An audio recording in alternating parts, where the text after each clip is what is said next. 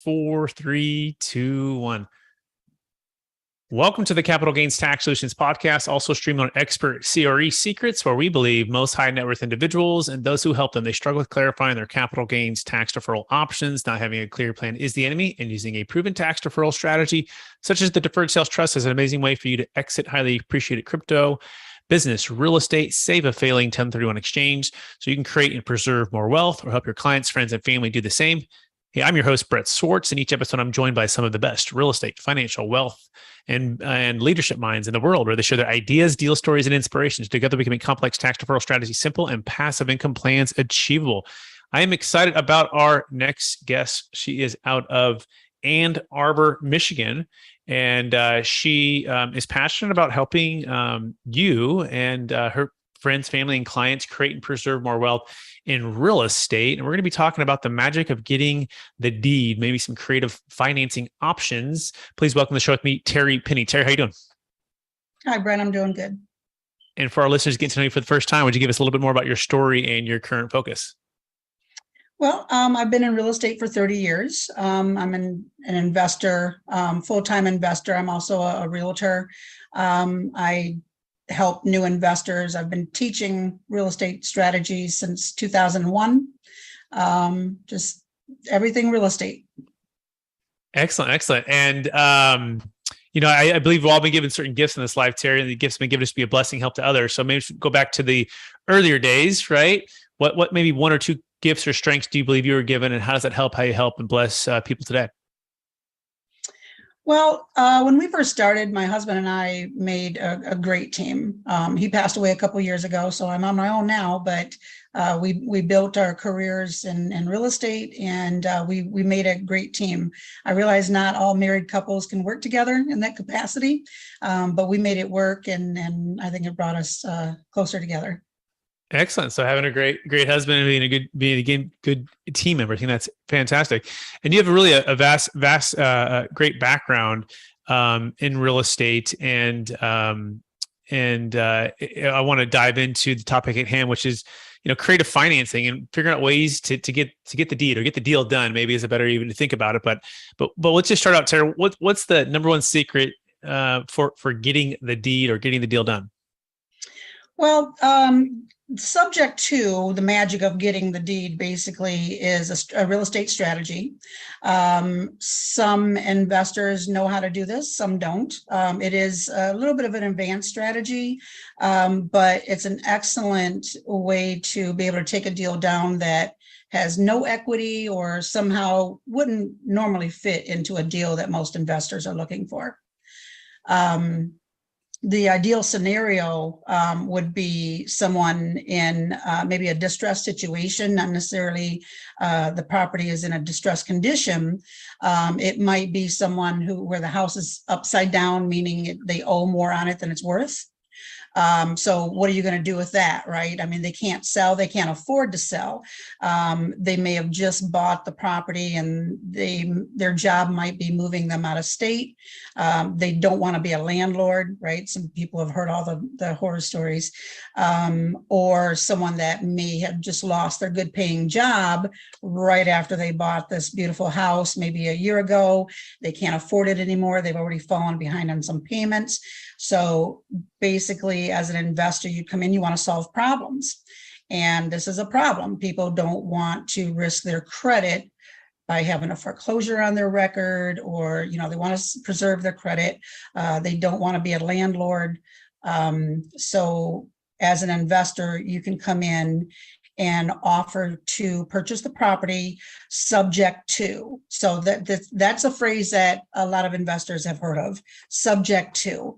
It's a strategy, but they don't really understand what it means. So subject to, if you understand, contingent upon. So basically you're saying, I will buy your house subject to the mortgage staying in place, or contingent upon the mortgage staying in place. So this allows the seller to move on. And then as an investor, you're coming in, you will get the deed because you're buying the property. The difference is the mortgage will stay in the seller's name. You essentially just take over their payments. So this could be beneficial to someone that doesn't want to ruin their credit. Now you have to come in as a professional real estate investor, right? I mean, your reputation and the trust factor is huge here because the mortgage is in their name. They're depending on you to make those payments for them. So as an investor, obviously you have to analyze it properly to see, make sure it'll be a good deal for you. But many times as an investor, your only option would be to hold that property as a rental, because now you're in the same position. There might not have any equity, might owe on more than it's worth. You hold it as a rental long enough, eventually there'll be equity, there's cash flow. It's not such a bad deal for the investor. Okay, so this is also kind of known as a wrap, where essentially the seller is going to say, "Hey, either I can't afford it, or I want to sell it, but there could be some actually decent interest on. Maybe it's a lower interest rate they got it about a year and a half ago versus interest being where they're at now, and they're saying, hey, don't assume my debt because there might be a due on assumption clause, right, where the bank would say, well, now all the no notes due, so we're going to just wrap it where the buyer is going to purchase the property and then just continue to make the payments on behalf of would it be themselves or would it be on behalf of the previous seller? Or explain that part of it. So a wraparound mortgages kind of consist of two mortgages existing, the original mortgage and then a new mortgage, which would wrap around there. I've never done a wraparound mortgage, but I've heard of them. I'm not sure if the deed transfers at that point.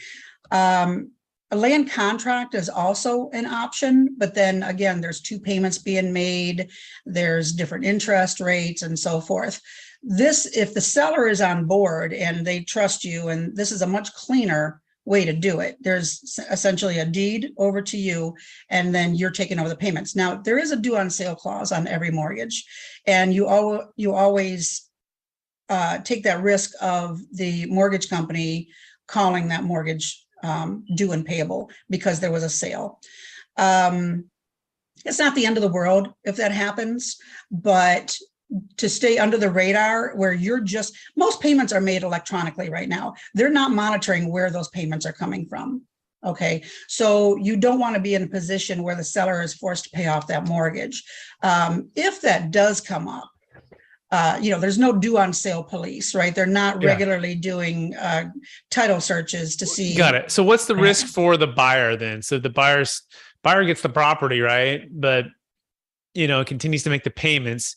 Do they have any, risk that the seller may come back and, well, say no, something, do something, or what? There's your typical purchase agreement, which spells everything out. And then you've got disclosures. The disclosures make it very, very clear of what's happening, what they're agreeing to, and they're, on board with everything. So that will prevent them from coming back and saying, I didn't agree to this. Got it. And then the risk for the seller is that the buyer doesn't continue to make the payments, and ultimately the seller's credit is shot. Is that correct? Right, which probably would have happened anyways, but that's what I'm saying with this. Something like this, you're staying in the deal, and your credibility means everything. You want to do what you say you're going to do. You want to continue to make those payments. Okay. What's the next secret about getting the deed or creative financing that you'd like to share? Well, creative financing can be interesting. A lot of investors struggle with how to get financing for some of their deals, and there's some things that they overlook. You've heard of OPM, right? Or other people's monies. There's other investors that are willing to invest into certain deals, or a joint venture agreement. Might be a family member that might have some money laying around. People, they can use their HELOC on their primary residence if they have equity available. If they have equity in their rental properties, they can refinance out of that. VA financing has some excellent rates if anyone's a veteran. I always tell people as an investor, if you're a veteran, look for a 2 to 4 unit and do a house hack, right? Because you can, up to 4 units, you can get VA financing and live in one unit and rent the other units out as an investment property.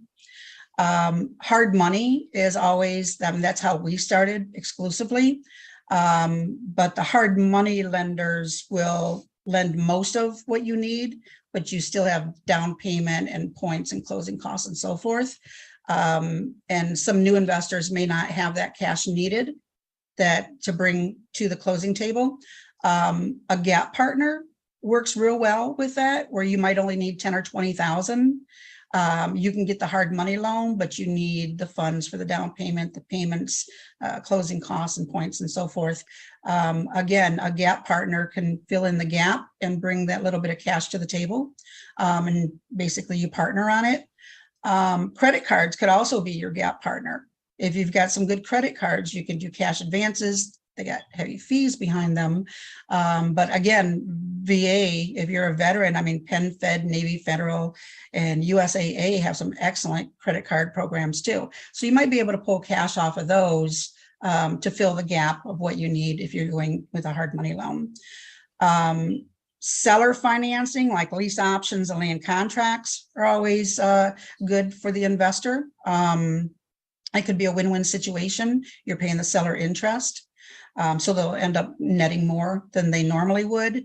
And self-directed IRAs, sometimes life insurance policies you can borrow from. So there's a lot of different ways to pull some cash for real estate investing. Excellent.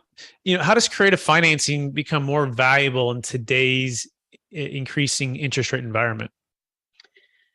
I tell everyone these interest rates really aren't bad right now. I know they're going up, but I remember from the 90s when they were in double digits and we were still buying in real estate and we were renting and we made it work. You had a little less cash flow on the rental properties, but it didn't shut us down. We were still doing business. Seller financing is great. Most lease options, land contracts right now, at least in this area, are around 7%. So that's not that much higher than your traditional rates. A lot of times less qualifying, the seller, everything's negotiable. The down payment, the interest rate, the term, it's all negotiable. What do you say to the seller who's like, hey, Terry, I want to sell but I have this capital gains tax. I'm going to do this land contract with you. And the buyer's like, sure. But the buyer, 2 to 3, 4 years from then, they're just going to pay them. They're going to pay the tax anyways. What's kind of the counter to that? Because on the one hand, the seller wants to defer the tax, capital gains tax. On the other hand, the buyer wants to refinance and or pull money back out once they improve the property. So how do you try to bridge that gap between the seller and the buyer? Mostly in contracts come with a balloon payment, 3 years, 5 years, 10 years. It has to be paid off within that time. You could, if the capital gains tax is an issue for the seller, you could definitely stipulate in the land contract that it can't be paid off before a certain time. But what if they want it for longer than a certain time? And by the way, what's the average land contract? Is it 3 to 5 years? Is it 10 years? What's the balloon payment coming due? What do you typically see? It's almost always amortized over 30 years, but the balloon is negotiable between the buyer and the seller. But mostly what I've seen is 3 or 5 years. Right. That's part of why part of why we like the deferred sales trust here is because we like to say it's an installment sale or even a land contract on steroids, and that it doesn't have to be 3 to 5 years. It can be for 10, 20, 30, 40, 50 years. In 10-year increments, you don't go longer than 10, but every 10 years you can renew for 10, and you're not tied to that buyer wanting to refi and pay you off. In fact, the collateral is completely separated. So what would that do for a seller who wants long-term, deferral and not just the 3 to 5 years? Well, you could definitely do that. There's some land contracts that go the entire term, 20 years. They don't have a balloon payment. They're not required to pay it off early at any time. The seller, if you look at an amortization schedule for a mortgage, you see how heavy the interest is on the front end of the mortgage. And so most of the payment goes to interest and less to principal. That's all going into the seller's pocket because the seller is acting as the bank. So that's why the banks have the largest buildings, right? Because they're getting this interest for hundreds and thousands of the customers. So the seller can act as the bank and they collect all those interest payments. And it really could be a win-win situation, because then the buyer doesn't have that stress of refinancing or qualifying for the refinance, or having that balloon coming up due, and for whatever reason they can't refinance. They don't have that burden. And the seller, if they don't need all the cash to be cashed out right away, they can continue to collect those interest payments. Got it. Excellent. So let's shift a little bit into the biggest frustration with the 1031 exchange. It's a question we ask every guest, and the question goes like this: like, Terry, what's the biggest frustration you've had, or client or friend or family, when it comes to the 1031 exchange? The concept is great, right? We all know that. Setting it up is a little, takes some professional setup to make sure that it's going to match, right? And that you can, it qualifies. I've got people looking for properties right now that they did a 1031 tax exchange, and they've got this money they have to spend and they can't find a decent property. But I think it's an excellent strategy to defer the taxes. Have you ever had someone like run out of time, or have somebody, the seller wouldn't deal? Like, I mean, they identified and they're ready to close, but the lender wouldn't lend, or what? Any like, oh no, nightmare stories for that? Always. It's almost always drama when you get closer to the closing table, isn't it? Yeah, it's, some deals go much smoother than others, but for the most part, if you've got professional people working on the deal, we find a solution. Absolutely. That's so true, right? Hire the who, don't be the how, and make sure you get great brokers and great team, great qualified intermediary. If you do run out of time, by the way, we do have something called a Deferred Sales Trust. It can help you to save a failing 1031 exchange past your 45th day, past about 181 is the latest we can do it. And so if you're interested in learning more about that, you can go to capitalgainstaxsolutions.com to make sure that you have a backup plan. That being said, Terry, are you ready for the lightning round? Yes. All right. Knowing what you know now, Terry, if you go back to your 20-year-old self, what's the one golden nugget you'd make sure to tell yourself to do? Plan for the future. Yeah. If have a plan. We were just accumulating a lot of properties and not really having a plan. Well, I take that back. Our plan, just to give you an idea, and I tell people this too, because they need some direction sometimes. So back in the 90s, when we first got started, my husband worked for a maximum security psychiatric prison. Okay. And it was driving him, every day it was so much stress. And so our goal was to get him, away from his job. So we did put a plan together, and that was that if we could accumulate enough rental properties and the positive cash flow collectively made up for his job, he could quit his job, and then we'd be living off the income from the properties. And that's exactly what we did. And we used a hard money lender in order to accomplish that. And then we were doing the BRRRR method before it was a thing, right? Buy, rehab, rent, refinance, repeat. So because he had a good job with the prison, we were able to refinance these and all. So we accumulated a lot of properties pretty quickly, some rental properties, and then he was able to quit his job. What we weren't doing back then was planning even further than that, for retirement, for, adding more, flipping some, getting big hits of cash as we needed them, things like that. But there's so many different things that you can do in real estate that the possibilities are so extensive that you can go in so many different directions, and everybody's goals are different. Not everybody wants to be a landlord, right? That's good. Second question, number one book you recommended or gifted the most in the past year? Actually, what I'm diving into right now that I think is excellent is a book that I just got called Becoming Your Own Banker. It's Unlock the Infinite Banking Concept. That's something new that I'm learning about, and I'm very intrigued by this concept. Excellent. Question number 3, what are you most curious about right now? The upcoming market. I'm predicting buyer's market is coming back, which we haven't seen in a long time. The interest rates are going to start leveling things out a little bit. So I'm curious about what's coming up pretty soon. Excellent. Second to last question. What's the number one leadership quote or theme that you strive to live by? I would do what I need to do when I need to do I'm sorry, let me start over. I will do what I need to do when I need to do it. No debate.